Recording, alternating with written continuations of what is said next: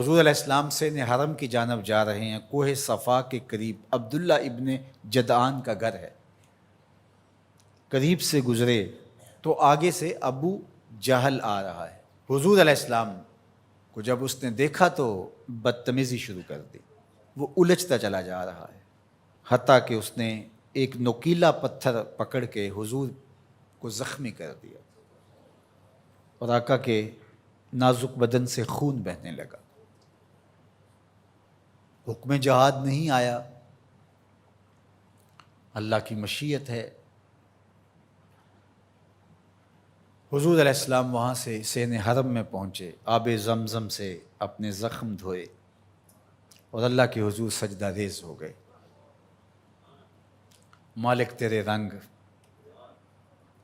یاری تیری سونا پر ازمیشاں تیریاں اگ، سونا پرکھیا جامدہ ہے نال اگاں دے لگ۔ حضور کے چچا حمزہ بن عبد المطلب ابھی اسلام نہیں لائے تھے، شکار کرنے گئے ہوئے تھے۔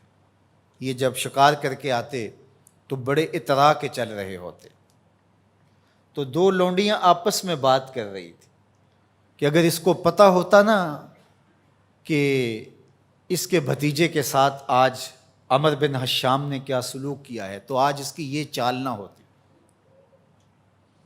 تو حمزہ بن عبد المطلب کے کان میں یہ بات پڑ گئی، اللہ اکبر، رک گئے۔ وہ جو فاخرانہ چال تھی تبدیل ہو گئی۔ تجسس سے پوچھتے ہیں کیا ہوا، انہوں نے ساری کہانی سنائی۔ بس غصے میں آ گئے، کمان ہاتھ میں پکڑی تھی، اسی طرح سیدھا سین حرم میں پہنچے۔ صنادید قریش نشستیں جمائے بیٹھے تھے، ابو جہل بھی اپنے چیلے چانٹوں کے ساتھ ایک نشست پہ براجمان تھا۔ کمان کو زور سے اس کے سر پہ مارا اور کہا کیا تو نے محمد کو لاوارث سمجھ لیا ہے صلی اللہ علیہ وسلم۔ خیر ابو جہل کا سر پھٹ گیا، اس کے چیلے چانٹے اٹھے، لیکن بڑا کائیں شخص تھا ابو جہل۔ اس نے کہا کہ یہ اس وقت تو تنہا ہے، لیکن اگر سلسلہ چھڑ گیا تو بنو ہاشم بھی آ جائیں گے، اور میں نے بہت سری زیادتی کی ہے۔ اس نے کہا بس بس بس چھوڑ دو، مجھ سے کچھ ہو گیا تھا۔ اب حضرت امیر حمزہ حضور کو تلاش کرنے لگے،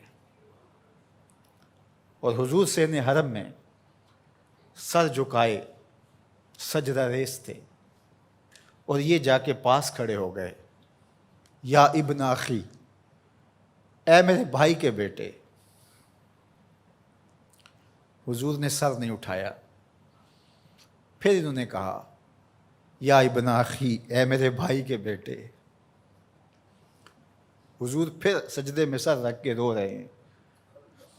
پھر انہیں تیسری مرتبہ کہا یا ابن اخی، اے میرے بھائی کے بیٹے۔ حضور سجدہ ریز ہے۔ میاں صاحب فرماتے ہیں اسی کسے دے کچھ نہیں لگ دے تے نہ کوئی ساڈا دردی۔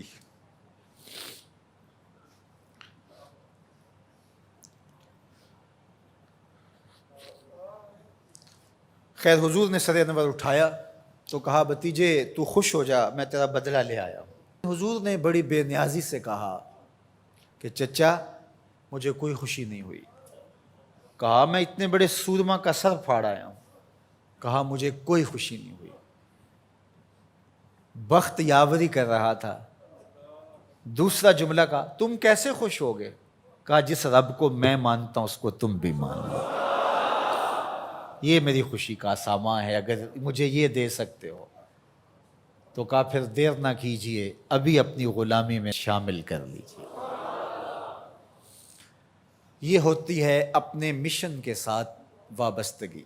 ہم اپنے چھوٹے چھوٹے سطحی مفادات کی وجہ سے کتنے بڑے دینی نقصان کر دیتے ہیں، اور ہم جان رہے ہوتے ہیں کہ میری اس ذات سے یہ نقصان ہو رہا ہے، لیکن ہمارا نفس اتنا بڑا ہوتا ہے۔ لیکن یہاں مشن کے ساتھ وابستگی دیکھیے۔ وہ کہتے ہیں کہ بھتیجے بتاؤ تم کیسے راضی ہوتے ہو؟